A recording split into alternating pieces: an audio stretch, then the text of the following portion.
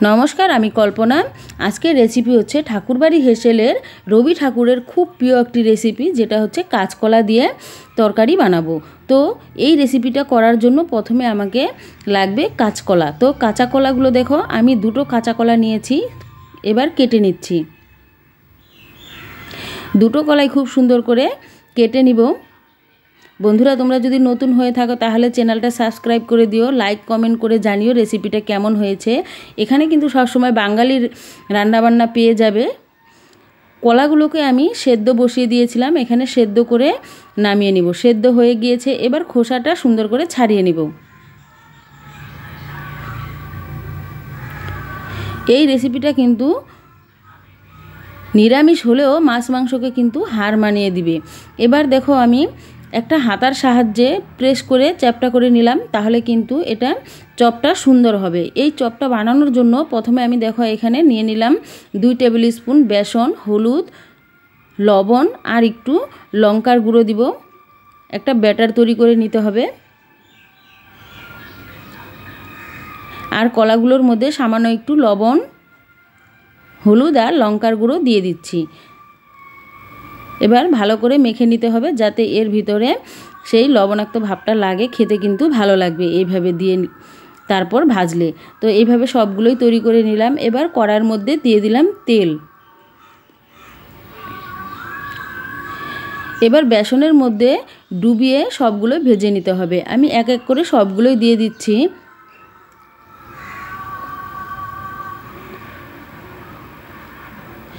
এই গরমে কিন্তু এরকম রেসিপি যদি নিরামিষের দিনে বানিয়ে নেওয়া যায় তাহলে কিন্তু খেতে ভীষণই ভালো লাগবে।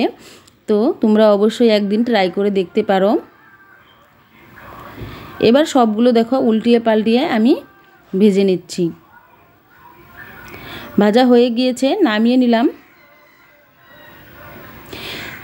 এবার ওই কড়ার মধ্যেই আমি ভেজে নিব আলু। এই রান্নাটা আমি আলু দিয়ে করব। আলুগুলোকে কেটে ধুয়ে পরিষ্কার করে নিয়েছি। এবার হালকা হলুদ আর লবণ দিয়ে তারপর আলুগুলোকে ভেজে নিব।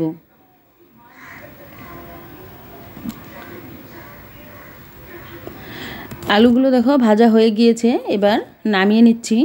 আলু এখানে 70% মতন কিন্তু আমি সেদ্ধ করে নিয়েছি। এবার ওই কড়ার মধ্যেই প্রথমে দিয়ে দিলাম হিং। অবশ্যই এই রান্নাটাতে হিং দিবে, খেতে কিন্তু ভীষণ ভালো লাগবে। দিয়ে দিলাম একটা তেজপাতা, 2টো শুকনো লঙ্কা, দারচিনি, এলাচ। এবার ফোড়নে দিয়ে দিলাম একটু জিরে। এখানে আদা বেটে নিয়েছি, দিয়ে দিলাম আদা। খুব ভালো করে ফোড়নটাকে ভেজে নিব। এরপর এখানে দিয়ে দিব আমি 2টো টমেটোকে ছোট করে কেটে নিয়েছি। টমেটো 2টো দিয়ে তারপর দিয়ে দিলাম লবণ, হলুদ, জিরার গুঁড়ো, ধনের গুঁড়ো 1 টেবিল চামচ করে দিয়ে দিবে, লঙ্কার গুঁড়ো। এবার একটু নেড়ে চেড়ে তারপর একটু সামান্য জল দিব যাতে মশলাটা পুড়ে না যায়। তার জন্য একটু জল দিয়ে নেড়ে চেড়ে মশলাটাকে কিন্তু ঢেকে দিতে হবে। এবার 2 মিনিটের জন্য আমি মশলাটা ঢেকে দিলাম। ঢাকা উঠিয়ে দেখো মশলাটা কিন্তু অনেকটাই হয়ে গিয়েছে, যেহেতু তেল ছেড়ে দিয়েছে। এবার দিয়ে দিব আলুগুলো। আলু যে ভেজে রেখেছিলাম সেই আলুগুলো দিয়ে খুব সুন্দর করে আরও তোমাকে 3 থেকে 4 মিনিট কষিয়ে নিতে হবে। এইভাবে নেড়ে চেড়ে খুব ভালো করে তারপর আমি 2 মিনিটের জন্য ঢেকে দিব। ঢাকা উঠিয়ে দেখো নেড়ে চেড়ে নিচ্ছি। আলু কিন্তু সেদ্ধ হয়ে গিয়েছে। এবার এখানে পরিমাণ মতো দিয়ে দিব জল।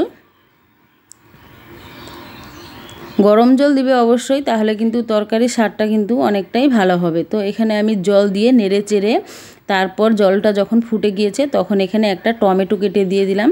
তারপর দিয়ে দিলাম কলার বড়াগুলো দিয়ে বেশ সুন্দর করে নেড়ে চেড়ে নিব। এবার আবারও আমি 2 মিনিটের জন্য ঢেকে দিলাম। ঢাকা তুলে তারপর দিয়ে দিলাম 1/2 টেবিল স্পুনের মতো গরম মশলা আর ধনেপাতা দিয়ে খুব ভালো করে নেড়ে চেড়ে নিলেই কিন্তু তৈরি হয়ে যাবে।